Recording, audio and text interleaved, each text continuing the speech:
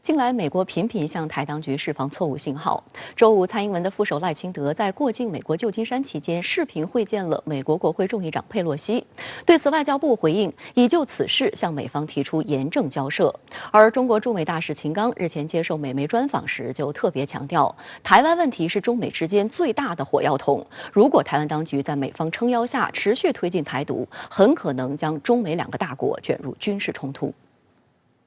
外交部发言人赵立坚周日表示，中方坚决反对美台开展任何形式的官方往来，也就赖清德过境美国期间同美国会议员等视频会见，向美方提出严正交涉。我们敦促美方恪守一个中国原则和中美3个联合公报规定，立即停止美台官方往来错误行径，不向台独分裂势力发出任何错误信号，以免进一步损害中美关系和台海和平稳定。我们观察此次赖清德窜访洪都拉斯这样一个行程表面上看起来是台湾跟洪都拉斯方面借机的一个互动，但实际上的本质上，它幕后的操盘人是美方，进行一个视频的互动。首先是出于双方之间一个政治上的一个考虑，也就是美国对于一中原则的敏感性的一个顾虑害怕引起更大的一个反制。当然我们知道了，如果只是视频对话的话，赖清德又何必到美国去呢？他在台湾也可以，对吧？赖清德本周窜访洪都拉斯，参加该国新任总统就职典礼，2度玩过境美国的把戏。虽然被一些台媒吹嘘为2024起手式，但整趟旅程都十分狼狈。因为只接种过台湾高端疫苗，赖清德只能在过境期间待在洛杉矶和旧金山的酒店，被形容像是在关禁闭。在过境美国洛杉矶时，赖清德被要求只能以视频方式与美国部分人士进行所谓会谈。这些会谈对象也仅为10余名不具官方色彩的国会议员。而在洪都拉斯新任总统的就职典礼现场，赖清德主动与美国副总统哈里斯攀谈，两人聊了20-30秒，而落座后直到活动结束，两人都没有再次互动。即便如此，赖清德与哈里斯的同框寒暄也被一些台媒吹捧为所谓新突破。至于与洪都拉斯新任总统卡斯特罗的会面，也只是两人站立交谈了7分钟。周五，就在赖清德于旧金山所住的酒店门外，100余位支持两岸和平统一的人士挥舞中美2国国旗，高呼反独口号。尤其是当天下午3时25分，当赖清德乘车抵达酒店时，示威活动达到了高潮。台独是陆一条，台湾是中国领土，台湾是中国领土。针对近来美国大打台湾牌，台当局频繁搞以美谋独的小动作，中国驻美大使秦刚周四在接受美国媒体专访时表示，台湾问题是中美之间最大的火药桶。Let me emphasize this: the Taiwan issue is the biggest tinderbox between China and the United States. If the Taiwanese authorities, emboldened by the United States, keep going down the road for independence.It most likely involve China and the United States, the two big countries, in the military conflict. 不少外媒都注意到，这是秦刚去年7月接任以来首次接受美国媒体专访。秦刚针对涉台问题的严正表态，尤其引起美国舆论震动。美国全国公共广播电台就指出，相较于之前中方常提到的玩火，秦刚的这一表述异常直接，是中方对美台发出的一个少有的直接声明。还有一些媒体将此称为对美国的警告。路透社、英国卫报等则认为，中国驻美大使异常明确地提到战争前景，并将其与美国直接联系起来，这在过去并不常见。近一段时期以来，美国政府在台湾牌上的这种操纵越来越无底线、无下限。从美国人自己的角度来看，美国人绝对不希望被台独去拖到战争的这种泥潭之中，这也是毫无疑问的。所以，秦刚大使是从里外几个方面，对美方是晓以利害。双方应该拿出更多的这样一个实际的行动去管控这种风险的可能，特别是美方应该在台湾问题上更多的谨言慎行，降低自己打台湾牌的这种冲动，克制这种欲望。实际上，秦刚在采访中也阐述了和平解决台湾问题的重要性。他表示，中国不想和美国发生冲突对抗，美国也不想和中国打仗，所以不打仗不冲突是中美之间的最大公约数。双方应共同阻遏台独势力，给和平一个机会，让和平胜出。对于中美关系，秦刚则正面回应指出，想要改变中国的想法从一开始就是幻想。中华文明有5000年历史，中国是中国，美国是美国，美国不能指望按照自己的设想改变中国，反之亦然。中方无意改变或取代美国，为什么双方不能一起合作呢？为什么总想着试图超越对方或遏制对方发展呢？即便如此，美方仍不断向岛内释放错误信号。世卫组织第150届执委会议于本周一至周六召开，会上，美国代表就以应对全球公共卫生事件需要全体参与为由，提出应该包括台湾。同时，台民进党当局还怂恿一些所谓友邦，如巴拉圭、洪都拉斯、海地的代表，继续挑起台湾应该加入世卫组织的话题。不过，这些发言马上招致了世卫组织现场打脸。周一，巴拉圭卫生部长波帕发表所谓挺台言论时，世卫组织的口译人员并未对此进行翻译。周三，斯威士兰卫生部政务次长兹瓦内在发表挺台言论时，也出现了同样的情况。值得警惕的是，脱欧后的英国也出现了在台海局势中插一脚的迹象。据英媒周五报道，英国议会外交事务委员会成员、工党籍议员布莱恩特透露，外委会成员预计于2周内访问台湾。岛内绿媒忙不迭渲染称，这说明英国对台湾的关注度正在提升，并引述英国议会外交事务委员会主席图根达特的话称，相关访问行程将凸显外委会及议会对英国与台湾地区关系的重视。深陷派对门丑闻的英国首相约翰逊近日也跳出来，在台湾问题上指手画脚，妄称中国大陆军机近日在台湾附近进行军事飞行，不利于该地区的和平与稳定。那么从英国的层面来讲，他所谓的对于台湾的这种关注度的上升，本质上是英国当前对于自己所谓的全球英国战略的这样一种没有方向感、一种战略迷茫的体现。从未来一个时间段来看，随着拜登政府他的这样一个印太安全框架和印太经济框架逐渐的清晰，未来我们可以预见的是不只是英国，那么还会有一批西方国家都会表现出对于台海的这种所谓的兴趣。美国国务院宣布，副国务卿费尔南德斯将在当地时间周日造访立陶宛。声明还说，此行将讨论美国在立陶宛面临着所谓中国的压力和胁迫时所给予的强有力的支持。随行的还包括美国进出口银行的高级领导人，他们将与立方讨论美国所提供的6亿美元出口信贷协议的实施情况。这笔约合人民币38.2亿元的贷款真的好拿吗？立陶宛不惜以损害中国主权为投名状，究竟能换来什么？美国国务院周五发表声明，美国主管经济增长、能源和环境的副国务卿费尔南德斯将于当地时间周日到访立陶宛首都维尔纽斯，随后在2月2号至4号前往比利时布鲁塞尔会见欧盟官员。深圳卫视注意到，这份官方声明竟赤裸裸地将矛头指向中国。声明说，费尔南德斯在访问维尔纽斯期间将会见立政府高级官员，讨论美国在立陶宛面临着所谓中国的压力和胁迫时所给予的强有力的支持。惯用的话术，一方面我们要承认这种话术是比较成功的，有很多国家还是愿意跟着美国的指挥棒来跑。另外一方面，还有一些国家蠢蠢欲动，试图在台湾问题上再继续发起挑衅。美国在这个时候肯定是一方面要加强这种声援，这在美国看来是对抗中国崛起，或者说在台湾问题上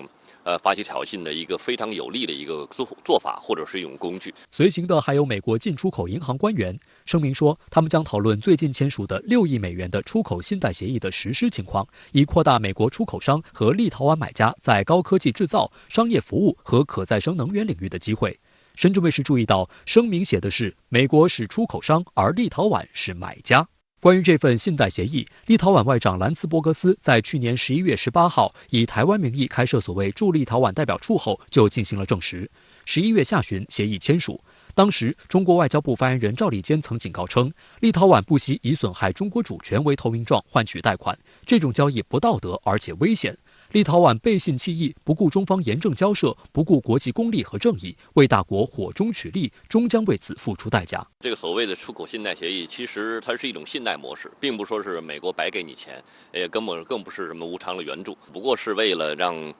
立陶宛能够更多的或者更快捷的从美国购买美国商品。其实对于美国而言的话，是一本万利的，甚至可以说是无本生意。另外一方面的话，我们也看到，就是为了这么一点点的蝇头小利，可以说立陶宛是一种典型的见小利而忘大义。实际上，美国的贷款并不好拿。据报道，立陶宛在签署信贷协议的同时，也与美国签署了一份价值1.25亿美元的军售协议，买了一堆反坦克导弹。有评论指，立陶宛作为一个人口仅400万的小国，真的爆发战争，一旦失去制空权，根本坚持不到近战摧毁坦克那一步。美国卖给立陶宛那些武器用处不大，等于废铁。除了获得美国的支持外，立陶宛还不断尝试将欧盟绑上恶化战车。当地时间周四，欧盟委员会终于响应立陶宛呼吁，向世贸组织发起了对中方的诉讼，指中方限制进口立陶宛商品，损害了立陶宛和欧盟其他国家出口商的利益。立陶宛外交部当天称，希望自身与中国的贸易争端可以通过中国与欧盟之间的磋商得到解决。但另一边，欧盟委员会执行副主席东布罗夫斯基斯强调，虽然存在贸易分歧，欧盟愿意发展和深化与中国的关系。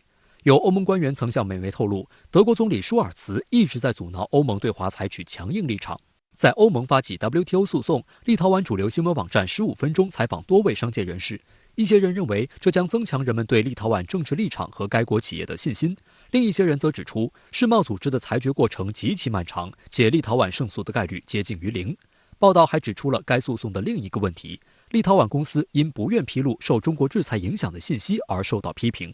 立陶宛服装纺织协会会长道克西斯称，立陶宛公司不会公开谈论这一问题，因为他们正试图自己寻找解决方案。如果你成为原告，等于永久放弃了中国市场。确实，这种诉讼将会是非常漫长的一个过程，而在这个过程中的话，立陶宛势必会不断的要付出代价。另外一方面的话，这个在最终的结果也很难判定。首先是一个政治问题，不是一个经贸问题。但我相信，在这个问题上，立陶宛肯定是不占理的。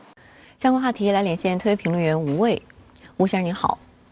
驻美大使秦刚接受美国全国公共广播电台专访时警告称，台湾问题是中美之间最大的火药桶。您是如何来解读这句分量颇重的话呢？是的，美西，秦刚大使郑重地提出了一个新论述，那就是台湾问题成为中美之间最大的火药桶。在我看来，火药桶论与中美卷入军事冲突论十分直白地点破了华盛顿当局不愿触碰却隐隐作痛的担忧，那就是美国真的要为这些台独分子与中国干一仗吗？如果说美方打台湾牌是为了所谓遏制中国的崛起步伐，那么中美走向战争则意味着遏制战略的全面破产。遏制的初衷原本就是以较小的代价实现重大战略目标，可一旦上升为所谓战略对赌，牌桌上的一切筹码都有可能搭进去。精明的美国人不会不懂这个道理。我们甚至可以说，美国之所以敢打台湾牌，原本就经过了成本核算。台湾这个棋子在沦为弃子之前，要尽可能的发挥牵制北京的作用。可另一方面，美国又深谙炒股不能炒成股东的道理。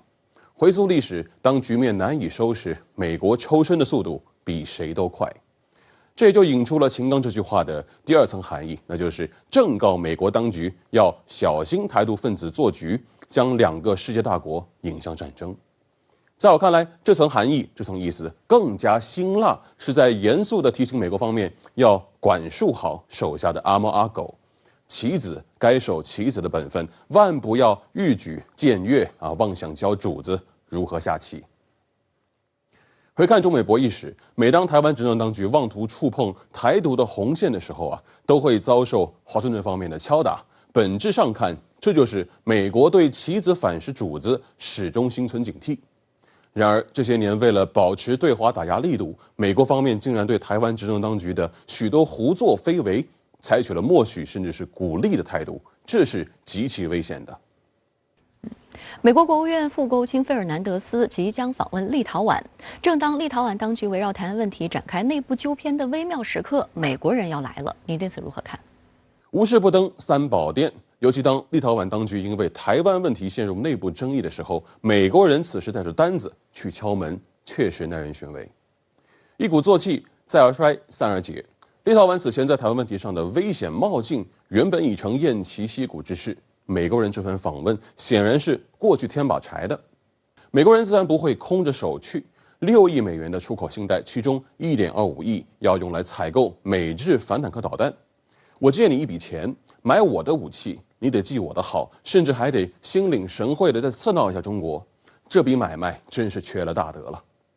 6亿美元就想收买一个主权国家政府的良心，贱不贱呢？21世纪的丧权辱国不过如此嘛。倒贴当美国的棋子，立陶宛当局这事儿办得太掉价了。此前我已经说过，立陶宛过早地暴露了与美国的勾连，让那些原本还想帮腔的欧盟国家一下子犹豫了起来。现在问题就在于，立陶宛的问题不是这6亿美元就能解决的。与世界第2大经济体中国搞僵关系了，无异于站在了国际投资者的对立面上。这个窟窿，美国能填上吗？如今，立陶宛的政界与商界已经产生了严重分歧。如果不能承认错误，及时纠偏，那我十分不看好这一届立陶宛政府的晚景。今天我们谈到了棋子的自我修养。我建议立陶宛政府参考一下乌克兰政府目前的尴尬境地。当美国嗷嗷喊打的时候，基辅方面是如何如梦初醒，泽连斯基是如何紧急踩下刹车，尽力把话圆回去的。美国对乌克兰的所谓支持，可比对立陶宛要阔绰多了吧？那么事实又是如何给东欧各国上一课的呢？这摆在家门口的鲜活例子，还不能引发立陶宛当局的深刻反思吗？这个例子同样也给欧盟上了一课，尤其当美国政府的特使带着所谓友谊与诚意来敲门的时候。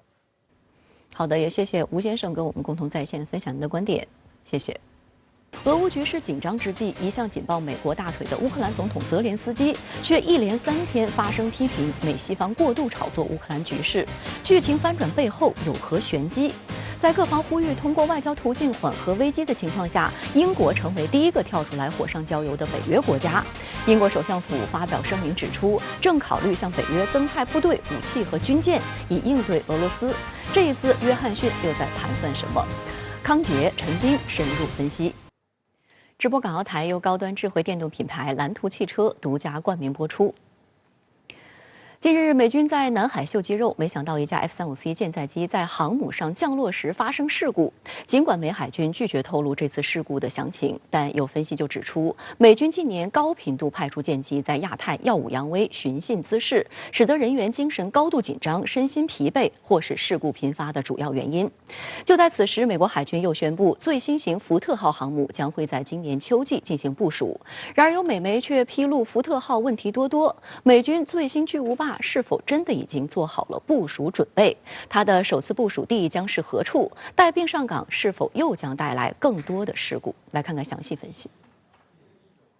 据报道，美国航母的单次海上部署时间通常为6个月，但近年来随着五角大楼全球部署的战略需求，美国航母不断创造新的连续部署记录。2021年，尼米兹号航母甚至连续出海长达10个月。而这次发生舰载机事故的卡尔文森号，自去年8月从本土出发至今，已经接近半年，算是进入正常部署阶段的尾声。然而，不同于其他航母走走停停的部署模式，卡尔文森号自出海以来就保持高强度的演习节奏。从美国海军的官方通报就能看出这艘航母的超强度部署。去年6月，俄海军舰队在夏威夷附近举行大规模演习，刚完成维护升级的卡尔文森号不得不匆忙结束磨合训练，为它的后续部署带来了糟糕的开始。8月，卡尔文森号离开美国西海岸开始这轮部署，随即赶往西太平洋参加横跨17个时区的大规模演习21。不到1个月的时间，该航母又抵达日本附近海域，与英国伊丽莎白女王号航母以及日本海上自卫队多艘直升机母舰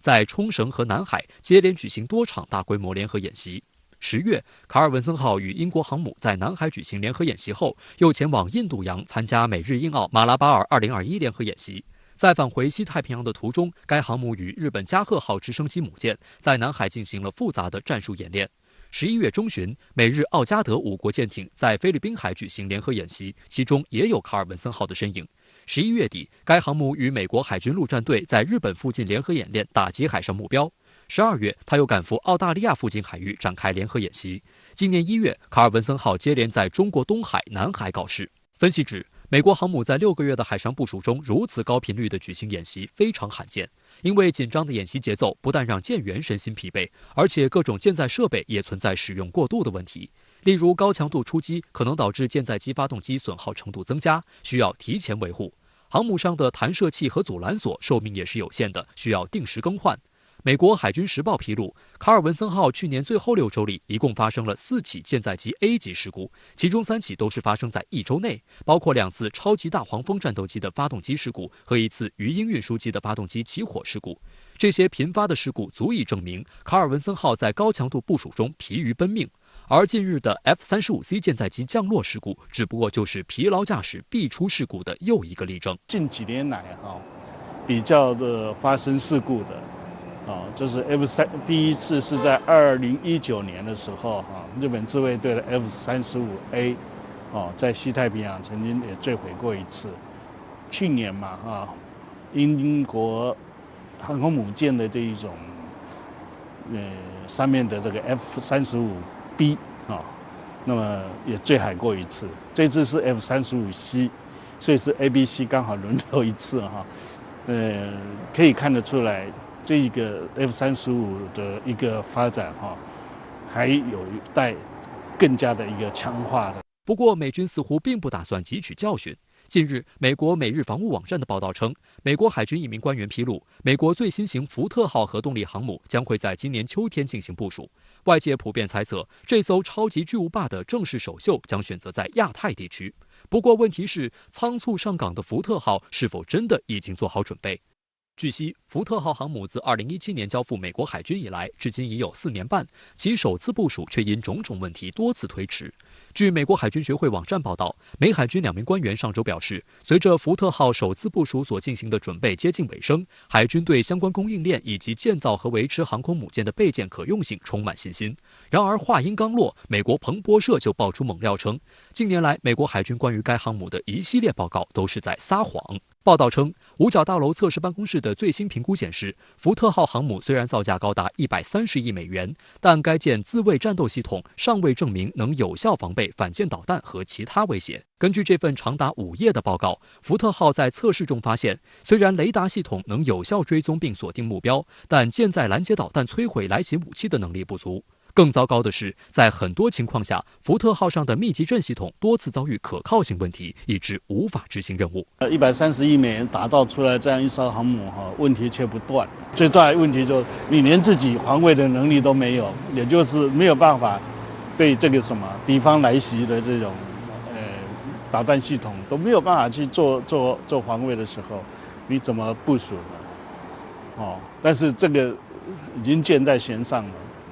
对于这个美国海军高层来讲的话，这个乌纱帽还是要保所以可能需要这个等于是边部署再边修正吧。福特号舰载武器系统的测试始于2017年，它主要依靠海麻雀防空导弹和密集阵近防系统提供基本的自卫能力。由于这2种武器相对成熟，并已在美国海军其他舰艇上部署多年，因此美国海军历年对福特号舰载武器系统的评估报告都是赞誉有加。然而，这次测试办公室发布的报告承认，该舰在评估关键系统弱点的全舰冲击试验中，发现多个先前没察觉的设计缺失。另外，美国海军在近日宣布，福特号将于今年秋季开始首次部署时表示，该舰之前存在的问题都已经被解决。但测试办公室的说法却是，福特号的舰载机电磁弹射系统可靠性差的问题依然挥之不去。分析指，按照美国海军此前对外发布的消息，福特号航母存在的主要问题集中在弹药升降梯和电磁弹射系统等新式的舰载设备上，它们都属于福特号采用的全新设计，不但与新航母系统的兼容性存在问题，自身也存在一定的设计缺陷。为集中精力解决这些核心问题，美国海军可能选择了暂时隐瞒其他部分的小毛病，避免国会和舆论对这种全球最强航母故障百出的丑态进行追责。但美国海军没有想到的是，福特号电磁弹射器等问题拖延至今也没有能彻底解决，甚至需要从该级航母的2号舰肯尼迪号上拆借备件。结果之前那些小毛病也被迫隐瞒到现在，直到被五角大楼测试办公室翻出来。美国海军在福特号真实情况上屡次撒谎，导致五角大楼和国会议员都产生了疑问。福特号即将开始的首次部署将搭载舰载机进行全球巡航，但它存在的诸多问题是否解决仍不明晰。届时，带病出海的福特号会否上演与卡尔文森号航母南海坠机类似的闹剧，也引发各方高度关注。再把目光转向乌克兰，本轮乌克兰危机已经持续约1年的时间。美国最近对俄罗斯提出的安全保障要求做出回复，俄总统普京周6首次对此发表意见，认为美国完全没有考虑俄罗斯的主要关切。军事方面，俄罗斯和白俄罗斯的联合军演在即，大量武器装备和军队已经在白俄罗斯集结。与此同时，英国方面追随美国脚步，英国首相府表示考虑向东欧增派英军，一系列动作让乌克兰局势持续紧张。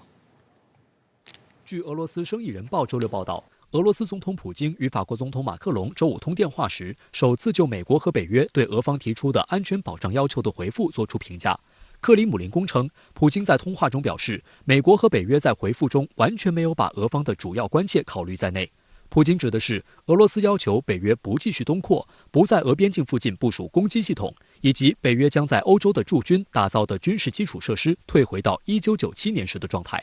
实际上，俄罗斯外长拉夫罗夫此前在接受俄媒采访时也表明了与普京类似的立场。然而，普京和拉夫罗夫都没有明确表示与西方的对话不成功，同时也没有明确俄方将立即采取此前一再宣布的报复措施。圣彼得堡大学副教授格里戈里认为，尽管美国和北约的回复明显令人不满，但俄方已取得了很大成就，即确保对方开始听取俄方意见。格里戈里还认为，美国和北约的立场发生重大变化，现在美国正在考虑继续与俄罗斯就安全问题进行对话，这是以前没有的，不排除未来继续对话会变得更有成效。俄军事专家鲍里斯·罗任认为，美俄双方都在评估继续采取各种对策的成本和后果。过去2-3年以来，俄罗斯一直向美西方发出这样的要求，但是都被西方用比较傲慢的态度拒绝了。也只有在这次呢，就俄罗斯用这种强制性外交，用调整军事部署的一种手段，才把西方逼到了谈判桌上。应该说双方实际上我们看到，应该是处在他们的之间关系处在一个新的阶段，就是在下一段就是俄与美西方关系的一个主题，就是未来欧洲安全秩序的一个整体安排。就在美俄外交博弈持续推进的同时，各方在军事方面的动向给乌克兰局势又加了一把火。俄罗斯和白俄罗斯将于2月进行联合军事演习。当地时间周六，俄国防部在一份声明中表示，12个铠甲 S 防空系统已经抵达白俄罗斯，目前俄军队正在前往白俄罗斯的途中。有视频显示，俄罗斯军方近日用火车把多辆军用卡车运送到了白俄罗斯境内。这里位于白俄罗斯南部和乌克兰接壤处，距离乌克兰首都基辅只有75公里左右。俄媒报道指出，俄国防部日前表示，俄罗斯已向白俄罗斯派遣12架苏35战斗机和2个营的 S-400防空导弹系统。此外，俄伞兵部队已于上周早些时候抵达白俄罗斯。白俄罗斯国防部国际军事合作司司长沃伊诺夫少将表示，此次联合军演的目的是评估军事指挥部门及部队完成保障联盟国军事安全任务的能力。与此同时，北约各国的增兵动作正在不断加码。英国首相府周六表示，首相约翰逊正考虑向北约增派英军。英国首相新闻处发布消息称，由于乌克兰周边局势，该国正在考虑将其在爱沙尼亚的驻军人数加倍的可能，并输送防御性武器。据悉，英国代表们将于下周在布鲁塞尔与北约代表们就该提案的最终细节达成协议。不过，英国也没有排除用外交方式解决乌克兰危机的可能性。据英国广播公司周六报道，英首相府在一份声明中表示，约翰逊将于近期与普京通话并访问东欧。外界注意到，英国的动作是在追随美国的脚步。上周已经有8500名美国军人接到命令，做好准备被派往欧洲，以加强北约东翼的军事实力。不过，美国国防部长奥斯汀表示，美国领导层明确表示，无意在乌克兰危机升级时向乌克兰派遣军队参加战事。北约秘书长斯托尔滕贝格日前在接受美国有线电视新闻网采访时表示，北约不会向乌克兰派遣作战部队，但正在考虑进一步加强其在东欧的军事实力，防止外界对任何北约成员国发起攻击。北约日前在一份声明中表示，其成员国已在东欧部署了一些部队。丹麦正向波罗的海派遣一艘护卫舰，还将向立陶宛部署4架 F-16战机。西班牙正派军舰加入北约海军，并考虑向保加利亚派遣战斗机。荷兰将从4月起向保加利亚派遣2架 F-35战机等。不过，德国总理舒尔茨表示，由于德国近些年不支持出口致命性武器，因此德方拒绝为乌克兰提供武器援助。它并不是针对乌克兰本身，它对它丝毫没有说要帮助乌克兰扭转局势的这个可能性。但是确实呢，就是说但是它主要从体现出来是一种政治上的支持，一种政治上的表态。这个有可能会增强乌克兰内部的主战派的一些信心，会使得部分的这个主战派或者说是这个极端组织会变得更加激进。对于北约国家的增兵动作，匈牙利发出不同声音。该国国防部长蒂博尔本科表示，匈牙利有足够的国家武装部队，因此在其境内增派北约部队是不适当的。不愿意趟浑水的还有瑞典和芬兰。为了全方位围堵俄罗斯，美国和北约最近在1天之内向这2个北欧国家2次提出入伙邀请。在俄罗斯政府要求北约不再扩张的背景下，北约秘书长直接喊话芬兰和瑞典，称即使不经过长时间的审核，北约也会接纳两国成为自己的一份子。美国国务卿也喊话称，北约与芬兰和瑞典有着天然的共通性，军事上也有着天然的契合点，相信两国一定可以快速和北约国家融合到一起。对此，芬兰第一时间就做出了回应。芬兰外交部长佩卡哈维斯托称，现在的局势发展已经说明了一切，地区的不稳定就是因为北约不肯放弃扩张行动引起的。在这个时候，芬兰没有计划加入到北约，芬兰更想独立地制定国防政策，在处理地区关系上能够完全自主。和芬兰一样，瑞典也向北约传递不加入的明确信号。瑞典外交部长安林德在欧盟会议举办前明确指出，瑞典致力于独立地制定保证自身安全的行动，无意获得北约的保护。瑞典有自己的方式与其他国家和平共处。芬兰自己也很清楚，就如果说自己真正加入北约，真正让北约在自己国家驻军的话，其实也会很大程度上会激怒俄罗斯，会打破这样一个自己在这个西方和俄罗斯之间的一个相对左右逢源的这样一个中立的立场。就在北约国家因为乌克兰局势选边站的同时，作为当事方，乌克兰总统泽连斯基发声批评了一些西方政治家和媒体对乌克兰局势的报道有点不平衡。他在周五的新闻发布会上表示，对乌克兰紧张局势的过度炒作已经对其经济造成了严重影响。他补充说，最近已经有数十亿资金被撤出该国。相关话题来连线推评论员陈斌。陈先生你好。美国宣称美军会很快抵达东欧，而俄罗斯也对美国的书面回应不满意。那您觉得乌克兰危机怎样演变？主持人好，俄乌边境危机呢，现在进入到典型的安全两难。美国虽然宣称呢要通过外交来解决冲突，但仍向东欧国家加派美军，威胁说呢俄军要进攻将面临可怕的后果，走的是军事威慑的路子。俄罗斯呀虽然说不会发动战争，但坚持呢不允许忽略俄罗斯的利益。那么最新的动向是，俄罗斯呢将血液及其他医疗设备运到了俄乌边境部队，颇有准备打仗的架势。美西方在媒体上呢强调的是，乌克兰边境上部署着俄罗斯大军，形成包抄之势，俄军入侵紧迫，而且可能性很大。那俄罗斯的媒体上呢讲述的是，北约包围了俄罗斯欧洲部分，在家门口呢形成围堵之势，对国家安全构成严重的威胁，必须呢坚决的反制。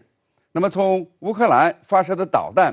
只需要7到10分钟就可以击中莫斯科，这种危机感呢也是真实存在的。很显然呢，美俄之间呢是针尖对麦芒，都在做战争准备，都没眨眼。而夹在中间的欧洲则在努力的劝说这个美俄缓和关系，争取呢避免战争。倘若战争爆发，即便是小规模的战争，美国呢也会经济制裁俄罗斯，而欧盟的损失呢将会很大。俄罗斯呢是欧盟第5大贸易伙伴，也是欧盟呢最大能源供应国，而俄罗斯呢还没有进入到美国贸易伙伴的前30名。所以呢，美俄对峙最忐忑不安的，除了乌克兰，就是欧盟国家。不过自从俄乌法德欧洲4国进行谈判以后这个紧张状态呢似乎稍微缓和，起码呢是延后。所以呢2月中旬将会再起波澜，看俄乌边境呢会不会发生比目前呢更刺激的事端。就是说呢，美俄对峙仍在持续，就看欧盟有没有能力缓和紧张。当然呢，还要看乌克兰如何表现。解除危机的最佳方式，或许呢是乌克兰出面表态，暂不加入北约。这就要看乌克兰呢在美俄的战略挤压中还能挺多久，能不能呢算计清楚执意加入北约的代价，特别呢是长期的经济代价。否则俄乌边境上的一场小规模战争可能难免，而吃亏最大的仍然是乌克兰。乌克兰总统泽连斯基已呼吁西方不要借俄乌局势制造恐慌，还首次批评拜登的强硬措辞是个错误。那这是否意味着乌克兰有点扛不住了呢？在最近2个月来的俄乌边境危机中呢，这恐怕是乌克兰第一次和美国唱反调。说乌克兰扛不住美俄的夹击也是有道理的。这大半年的折腾呢，首先是对乌克兰的经济产生了影响，物价上涨，失业率比较高。美俄双向夹击下呢，这个融资成本也变得很高了。这个外国企业资本的投资的风险猛增，资本外流。就像乌克兰总统泽伦斯基所说，这会进一步的损害乌克兰长期以来脆弱的经济。这经济撑不住，就可能发生国内动荡、局势不稳。所以呢，他呼吁西方不要制造恐慌，抱怨白宫呢过分强调战争风险是一个错误。其次呢，乌克兰似乎意识到美国可能会随时牺牲乌克兰的利益。无论是拜登所说的小规模战争，俄罗斯付出的代价小，还是美国只送武器不派兵，美国不想对俄罗斯进行先发制人的经济制裁，都让乌克兰感到情况不妙。美国对乌克兰的支持呢是有限度的，这个美俄才是对手，乌克兰呢不过是棋子。于是呢，开始在对美立场上进行调整。在此呢，这个欧盟的两个大国法国和德国都在努力的避免战争，对俄罗斯的看重呢是远远高于对乌克兰。对这个乌克兰的军事支援呢也是象征性的。这个德国呢干脆是不允许其他的北约国家给乌克兰这个运送德式武器。那么这些微妙的实际操作呢，让乌克兰呢觉悟到自己呢并没有以前想象的那么重要。总之呢，乌克兰总统公开的淡化美国宣战对俄军入侵的威胁，凸显出了乌克兰和美国之间的分歧，会加剧两国间的不和。这或许是一个好的迹象，可以避免战争。在俄罗斯提出北约停止东扩的要求后，美国和北约呼吁芬兰和瑞典加入北约，双双拒绝。您是如何来看待这个现象？乌克兰的悲剧呢，就摆在眼前。芬兰和瑞典要是响应了美国和北约的号召，那么才叫傻到家了。所以呢，芬兰拒绝美国和北约的拉拢，强调不会考虑，还特别说明呢，芬兰不希望自己处于乌克兰局势那种状态。瑞典呢，随后说目前没有加入北约的计划，也不打算申请加入北约，强调呀，瑞典会选择自己的路，独立选择确保自身安全的路线。不过呢，芬兰和瑞典的立场也许可以给乌克兰呢某种启发。乌克兰要是避免战火烧烤，避免成为美俄撕扯的对象，比较明智的选择呢是当中立国，不站队，不向任何一方倾斜。现在呀，这个化解俄乌边境危机一招就可以见效，就是呢，乌克兰表达暂不加入北约的愿望。要是直接说成是中立国，那恐怕会立竿见影。只是呀，美国恐怕不会答应，因为呢，乌克兰的退却会让其他加入到北约的东欧国家脊背发凉，对美国及北约的安全保障不再信任。但是呢，如果乌克兰发出不加入北约的声音，那么对乌克兰、对俄罗斯和对欧洲国家来说都是好事。乌克兰呢，可以和芬兰、瑞典一样，这个安心的发展，不再受到大国博弈的牵扯。乌克兰会走出这一步吗？我们拭目以待。好的，也谢谢陈先生跟我们共同在线分享您的观点，谢谢。